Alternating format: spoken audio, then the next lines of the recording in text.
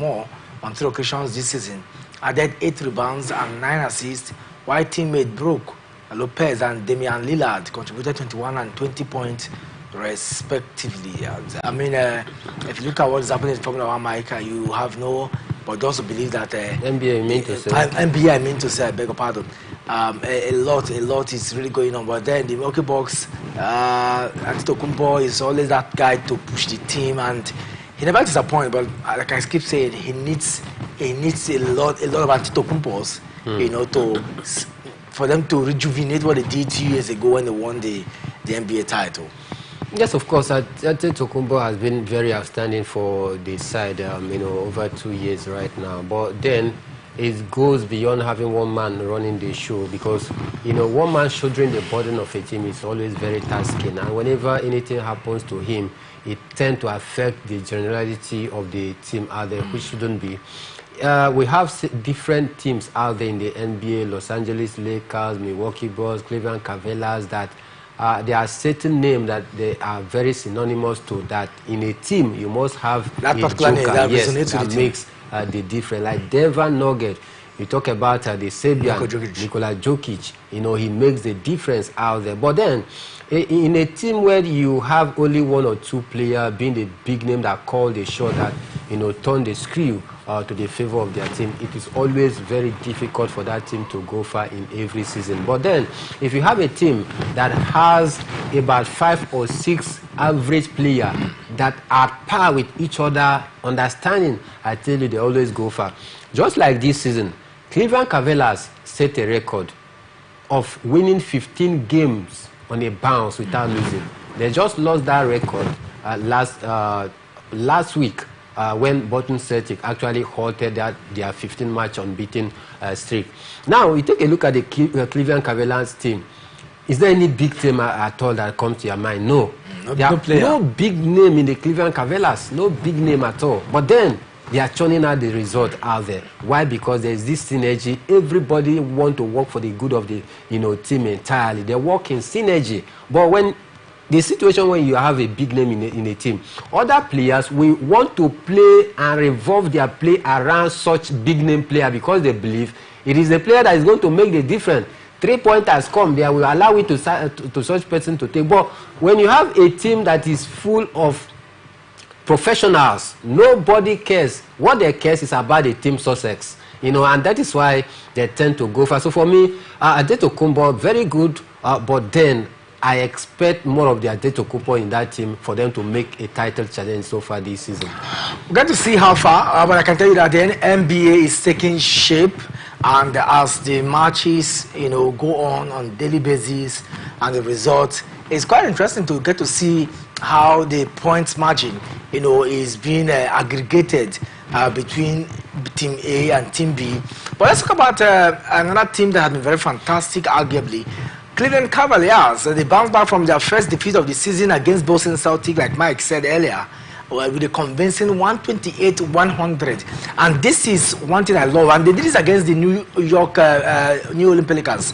For me, if you look at the point margin of teams like Cleveland Cavaliers, teams like Boston Celtics, 100 and above. And that consistency is what I talk about. And on average, yes, basketball is a game of points, no doubt. But when a team, and early days to talk about titles, so we're not even talking about titles right now, but we're looking at the consensus of teams. And looking at how far, because the good thing about the point margin is by the time other teams start catching up with them, because it's about the point. Yeah. It's about the point. At the end of the day, it's not about how many wins you get at the home. No, it's about what you get. So, Mike, Cleveland Cavaliers, also, he talked about them, very fantastic, and 128 points against 100. So, possibly 28 points, above their counterpart, which adds to the volume of record pending the first loss of the season that they had. I think for me, it clearly shows that there's equality and there's something that is brewing for this season for Cleveland Cavaliers that other teams need to watch out. The traditional teams talk about LA Lakers, Denver Nuggets, Boston Celtics. These are teams that are traditional in the NBA. But then I think we need other resurgence from other teams as well to keep them on their toes. And that is why the NBA is very, very unpredictable. Because each season, you certainly see one team coming up strong. Just like Dallas Mavericks did last season. Right, Against all odds, they went far. Though they could not win the championship, but then they went very far last season. Cleveland Cavaliers at the start of this season, nobody even reckoned with them. People were talking about Boston Celtics, Los Angeles Lakers, Denver Nuggets. But then, surprisingly, you see how they are getting their points. In fact, their lowest point so far this season is about 90-something points. If not, it is 100 or above. And a point in time will come where the point margin would actually, matters, because it is what matters in the NBA, whether in the Eastern or Western Conference, at the end of it all, where these 6 teams will aggregate themselves to see who is the best, the point margin will come into play. And that is where teams, the boys will be separated from the men. And so for me, I think they are getting it right. If you get any team that you think that you are informed and they have lost their steez and steam, beat them silly. Yeah, so get the point. Because when you go and get stuff. Exactly. Because a time will come where the point will actually matter. And that is what Cleveland Cavaliers is doing. And I must congratulate them for that. New York Knicks, it's another team that did so well. Today, we saw what they displayed against Phoenix Suns, 122-138. And, you must always be at the top. You must be hoping to get 120 above. True. If you must get victory. Because sometimes, like we saw that game, now 128-133, it just goes on and on. But then we saw a lesser point margin between Los Angeles Clippers and the Orlando Magic, 104-93.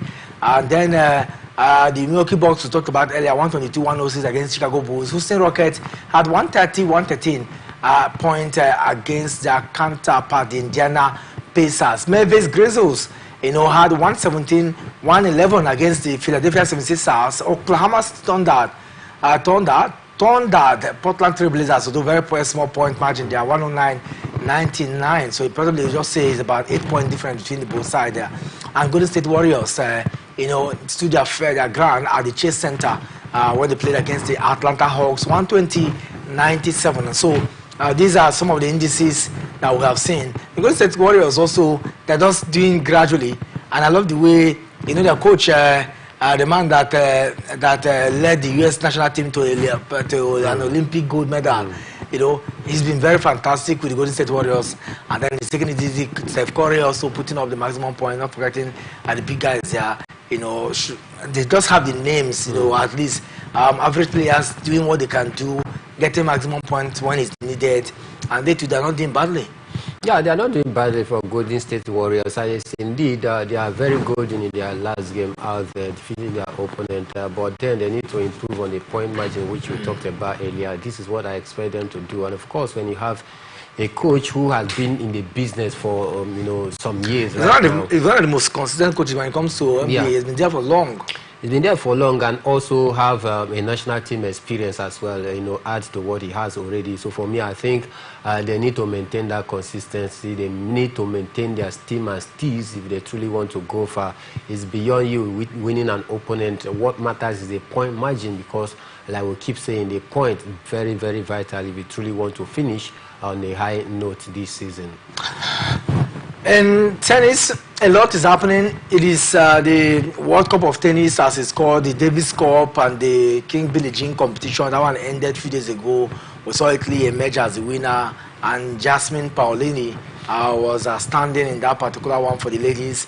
And then Germany are not also taking it easy. So a lot is just pulling up. We'll get to see how far that goes. But then, Mike, after the Davis Cup, the Billie Jean Cup has ended, we get to now see players preparing for the first Grand Slam of the season, which comes next year. But then, at this point in time, it's about the festive period where a lot of competition. The Saudis are also planning to host some exhibitions, but the biggest of them all is the World Cup of Tennis, where we get to see which nation will triumph. And clearly, Italy has shown that, okay, they can do it in the girls category. They did it last year. You know, now hoping that they can do it again. And if you have the likes of Yannick Sinner in the midst, just maybe they can pull the chest out of fire. But then you have a challenge in Germany, and but we'll get to see how it all ends. Yeah, we'll get to see how it all ends, you know, this season. But for Italy, I think they've been very, very marvelous so far. You know, this is the first time, you know, they're having their players, you know, ascending to such podium. Talk about Yannick Sinner. Achievement and record so far this season speak volume of the fact that Italy, they are on the surge in terms of improvement when you talk about world tennis. Of course, having their man Yannick Sinner, you know, being the #1 ranked player as it is right now, it's not by fluke. He has actually maintained that consistency, and from what we are seeing, it's looking likely that Italy might, you know, make this one happen. But they stand against, you know, Germany, that is also not doing bad. I think the only team or the only nation that we were expecting to at least go far, maybe Spain. But unfortunately, Carlos Alcaraz is not living up to that high hype of assuming the mantle of not that of Elisha right now. You know, of Elijah to Elisha, the baton of leadership, where in Rafa Nadal leaving the big stage, and the next big thing we thought maybe Carlos Alcaraz was going to pick up that mantle, you know, to continue. But then it looked as though Carlos Alcaraz is not living up to it. Very disappointing so far this season. Having Spain having been knocked out of the competition, you know, you see Germany, countries like Slovakia as well making their mark. But I think in all of these things, Italy stand a great chance of finishing the season very strong. Very strong, and of course we too here, we also stand a very high chance of finishing this show very strong. But we've gone a short break now. When we come back, I will hear for you, and of course we'll talk more football on Sports Extra. Please don't go anywhere.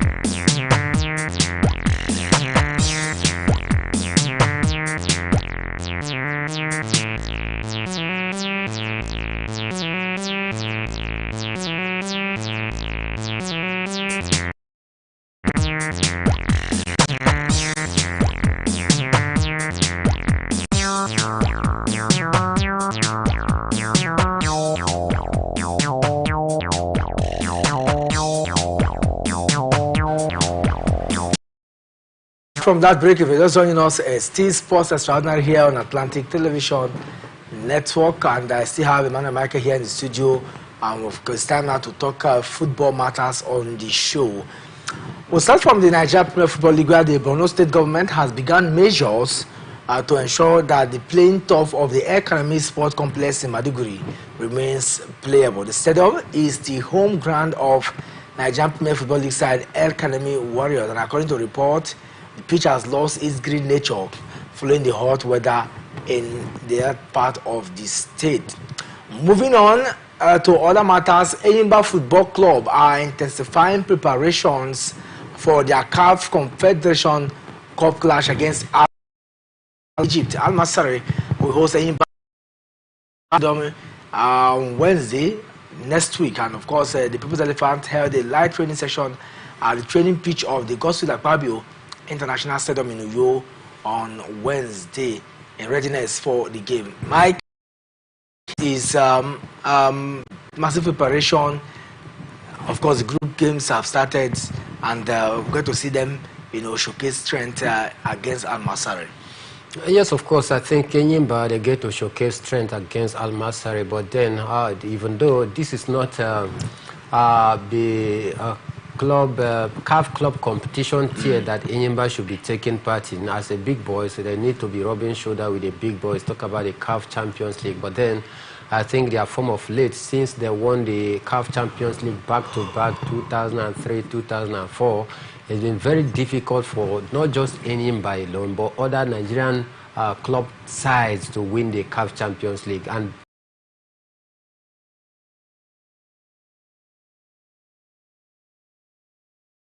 it's been very difficult for us to surpass through the group stage of CAF Champions League. You see our team dropping as early as at the first set of the preliminary stage, and that is why some of them get CAF Confederations Cup ticket and all of that. So this is not where Enyimba International should be playing, but then it is what it is. This is where they find themselves, and I think they should do everything possible to ensure that they go far, not just going far in this very one, but to also lift it, because it's been a while that any Nigerian club side actually lifted the CAF organized competition, be it CAF Confederations Cup, or be it CAF Champions League. And of course, you saw how agonizingly Edo Queen lost their game over the week against their opponent in the Women CAF Champions League, which was very painful, CP Mazembe. So for me, I think it is high time that the Nigerian to the expectation, and Enyimba holding or hoisting the flag of Nigeria in the continent of Africa in the CAF should do well enough. And of course, they've actually started their preparation at the Godswill Akpabio International Stadium with light training yesterday, as they signifying their intention not just to go and participate, go out there and get a positive result against Al Masry. Don't you think that we're overhyping the fact that our team needs to win? Do we have what it takes to win these competitions? Of course, we have what it takes, because those teams that that are winning it, they don't have to hate. You may want to say, okay, maybe the level of the standard of their league is quite different from here, but then when you talk about the talent, we have it.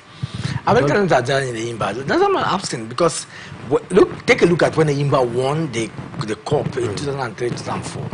Likes of Yamal were there, the big names, Just look at that squad and ask yourself, which team in Nigeria do have those that are unbeatable? And I mean, so that we'll be realistic in portraying our teams to win. No, the thing is that we must also put into consideration factors of how the league is being run, how properly is our league functioning. No, but if you want to talk about it averagely in the last 1 or 2 years, I think consistency in the league.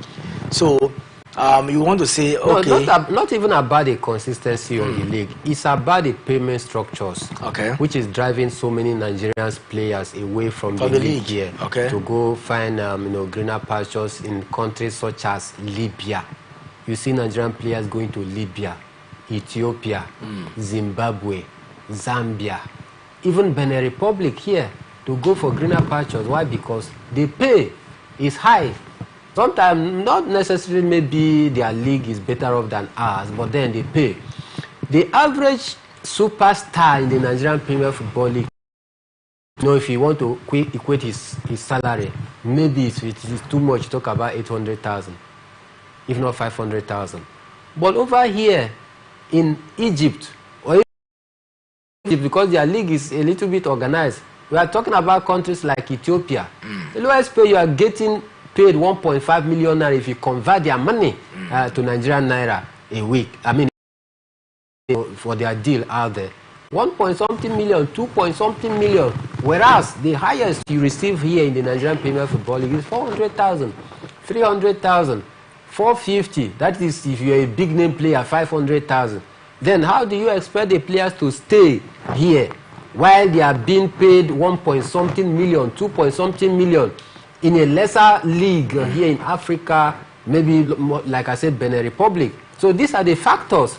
Not the fact, of course, we've seen the, what the Benga Elegbeleye board is doing in the last 2 years. We've seen a massive impact of consistency, but then what about the structure of payment in terms of the club? What do they offer to our players? Because it is the money that will attract the players to stay put here. And if you are having quality players, the level of our league will be improving. And we will do well, we'll come up against other clubs from Egypt, Libya, maybe Tunisia, Morocco. We will do well. Now, the League of South Africa, how much they pay, vis-a-vis how much we pay to our players. And that is why our players are living in droves to go ply their trade. And that is why we are losing qualities in the league. But if you're losing qualities in the league, but though, like you talked about payment structure, hopefully we hope to also get others from that league, like Ghana, close by. I know we have some players from Togo, from Ghana, here, but that's it. If we have mixed blend of players, not all nationals, it's a formidable team should have players from all walks of life. And that is why you see teams like South Africa. You see teams, aggregating all the talent from Africa. They are not just about, okay, this one is from Egypt, let's make use of her. No, you can't improve your league that way. That is why you see, the Stanley Nwabali are talking about today doing pretty well. Is it not for cheaper United? So these are some of the, issues. There need to be a suitable payment structure that will attract and compel our players. Because the end product of what the players are playing for is money. So whatever you look at it is which team pays higher. And I remember one time Rivers United paid close to about 1 million naira, 1.5 to a goalkeeper. I mean, just recently, paid also to Ifeanyi Nemena, paid him close to about that amount of money just to get him play from Eyimba, to the side. So no, it's not even about paying a goalkeeper 1 million naira. How consistent are they in paying that dues? Because don't forget, some of the players association, they have been some clubs courtesy of maybe non-payment of allowances and all of that. So you see a club offering you as much as 1 million, they're going to pay you 1 or 2 months. The rest month you won't hear anything about it. The next month they terminate your contract, and that is swing club. There are about 13 clubs, that are a victim of this, which the NPFL board has actually talked about. So for me, it's not about the news in quote that, we are paying our goalkeeper or our player 1 million naira. How consistent are they to pay this money? Okay, of course, I'll talk about consistency, look at dynamics, but we'll keep that, and then we'll come back to this one some other time. Moving on, let's take a look at what is happening around the Super Eagles forward, Ademola Lookman, who has been nominated for the year forward of the year, and this is the Grand Galactic Calcio. His outstanding performance for Atlanta last season, and if you look at it, interestingly, he's not the only one there. Inter Milan due of Marcos Thuram and Lautaro Martinez, as well as AC Milan, Rafael Leao. I'll talk about the honor of having the likes of Giroud. These are productive attackers that proved their worth in the Serie A last season. And if you want to compare and contrast, you're asking yourself, can this man who has been nominated 13th on the Ballon d'Or award. You know, possibly he might win the African Cup of Player of the Year. You know, I saw him lifting the ball there. It reminds me of what he did in the Champions League and the second tier of club football, the Europa Cup final against Leverkusen, scoring a hat-trick in that particular one, ensuring that his side won that one, you know, over a span of years. But Mike, beyond all this, you look at those he will be competing against, and you ask yourself sincerely, does it merit to be the winner of the most attacker? For me, let's keep sentiment aside. I do not think that Lukman Ademola stand a chance of winning this very one, even though I would have loved him to win it because of the shared sentiment that he is a Nigerian, he is my brother from the same country, doing us very proud right now in Europe and even the national team. But then, come to reality, I think he won't win this very one. Not that I don't want him to win or not that I'm wishing him bad, but going by statistics of other other strikers in the Italian Serie A for last season performance, I think take a look at the likes of Lautaro Martinez, the Argentine who plays his trade for Inter Milan. He scored a record of 24 goals last season for Inter Milan. Then you talk about Dusan Vlahovic, the Serbian trade for Juventus, scored 16 goals last season for the Italian Serie A. You talk about even Victor Osimhen, who played 15 goals as well.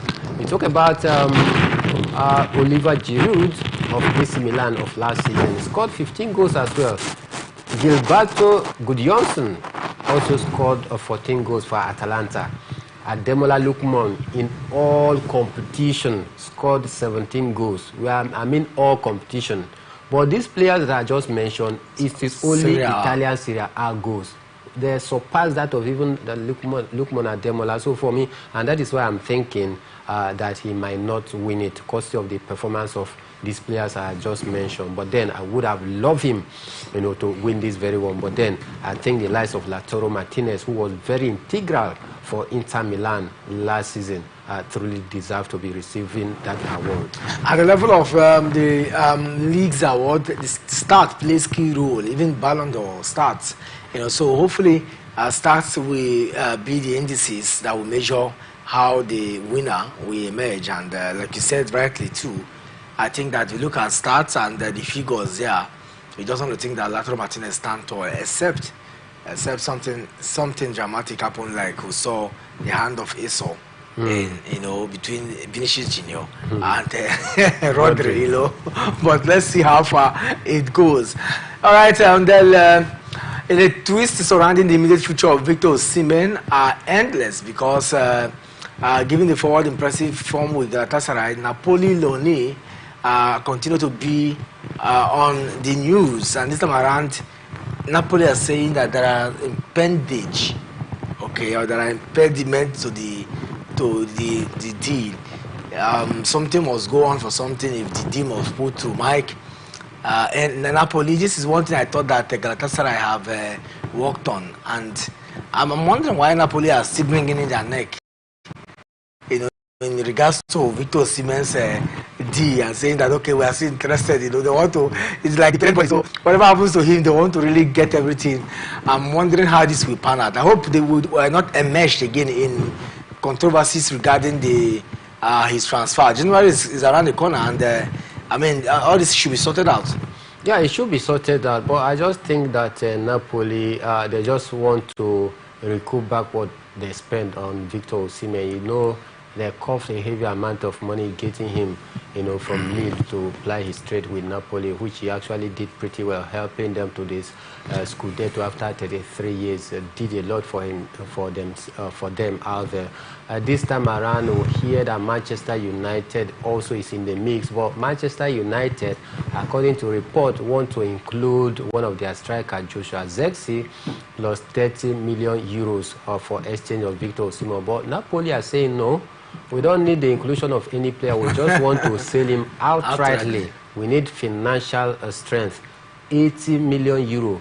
Meanwhile, Galatasaray where he's being loaned, they are insisting that Victor Osimhen should stay with them because of his prolific goal scoring form. He's been very instrumental. And now that Mario Icardi is not even around the corner. Exactly. And the thing is that Victor Osimhen, from his body language and from what he says to the media out there in Turkey, he wants to stay put at Galatasaray at least, for this end of the season, because the deal was meant to expire in January, but then Galatasaray is pushing for them to make the deal until the end of the season. So I don't know. Money is going to play a key factor, because Aurelio De Laurentiis, which is the president of Napoli, is Shylock. He is a Shylock. He's in love with money, just like Daniel Levy of Tottenham. These two people, if there is anything that concerns money, don't joke with it. So they want to hold on firmly to the financial benefit. Get the best from exactly before they let you go. Even that is why, despite the controversy surrounding Victor Osimhen and during the transfer, they don't even care.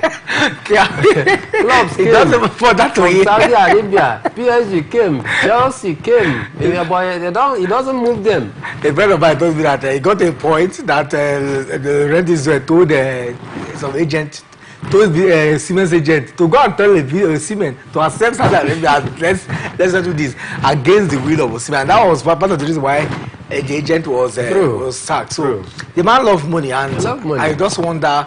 And the only way to put the chest out of fire is, like Victor Osimhen said, stay at the end of the season. If Galatasaray can negotiate with Napoli and hands them out, because now that they have, I'm not sure they can pay up to 80 million again.